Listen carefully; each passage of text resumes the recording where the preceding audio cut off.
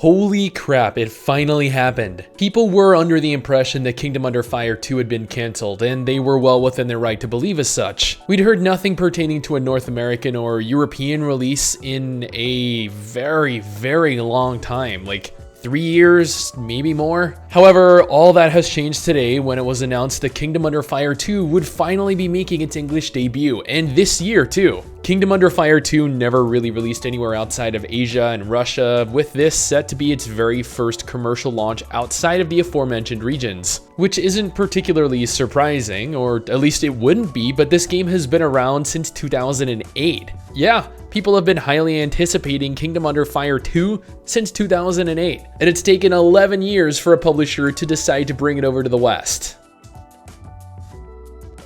Kingdom Under Fire 2 is an upcoming action MMORPG with a strong emphasis on strategy, combining the aspects of a real-time strategy game and action combat while being set in a fantasy world. Think something akin to a game like Dynasty Warriors. You control a single character and then you participate in large-scale battles, fighting off large waves of enemies and simultaneously commanding NPCs to take victory on the battlefield. As I mentioned though, it is like Dynasty Warriors. You have a large world to run around, you hack up enemies with a super-powered main character, you possess the ability to play it as an action RPG on the battlefield itself, or as a strategy RPG, which is a completely separate game mode view of the battlefield and instead allows you to control your NPC allies, issuing commands and changing the flow of the battle depending on the kinds of strategy you end up deploying. Since the game is focused around instance battles, there is no open world, there's no exploration, no real traditional MMORPG system. It's listed as an MMORPG pretty much everywhere, but I wouldn't really call it one, honestly. Like, it is an MMO for sure, or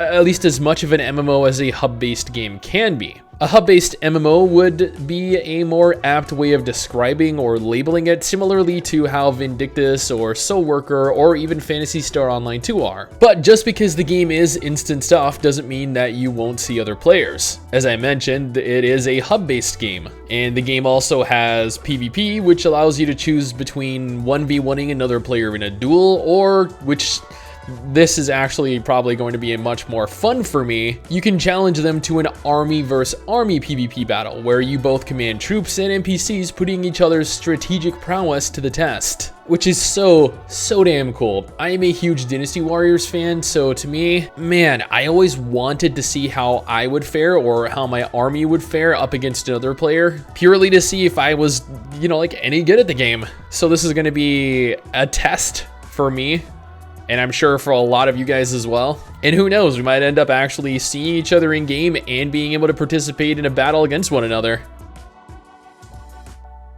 And here is where some of you are going to close out of the video. Gameforge was confirmed to be the publisher bringing over the game to Western audiences. Yes, the very same company that ruined the European Ion, Soul Worker, Terra, and pretty much every MMO they've ever gotten their hands on. But that is alright, because at the very least, we should all get a ton of fun out of the game for a few months before it's ultimately and inevitably ruined due to greed.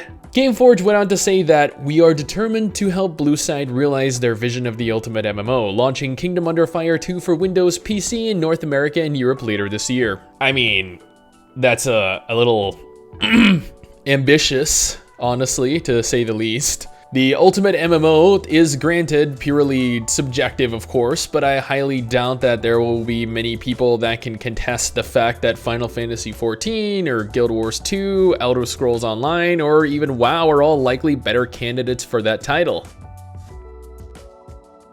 I know this is the part that you're all looking for, my thoughts on the subject. Right now, a business model has not yet been confirmed by Gameforge. Judging by their list of games, however, it seems highly unlikely that the game will be anything other than free-to-play. Granted, with ridiculously priced Founders Packs, of course, because what free-to-play MMO released in today's market, heck, what buy-to-play MMORPG released in today's market doesn't have players pay for Founders Packs? The game has since launch been confirmed to release on both PS4 and PC, but it's honestly unlikely to be the case when Gameforge releases it. I mean, I'm not saying that it won't release on both platforms, at least eventually, but that just seems unlikely. Especially when Gameforge themselves mentioned that it will be launching for Windows PC later this year. A few things concern me, I guess, about the release of Kingdom Under Fire 2 though. The first is that the game went into open beta in the middle of 2014 in South Korea, then closed down in the middle of 2017. In 2017, it then opened in Russia, and then in 2019, it shut down there too. Finally, when it was no longer available anywhere else in the world,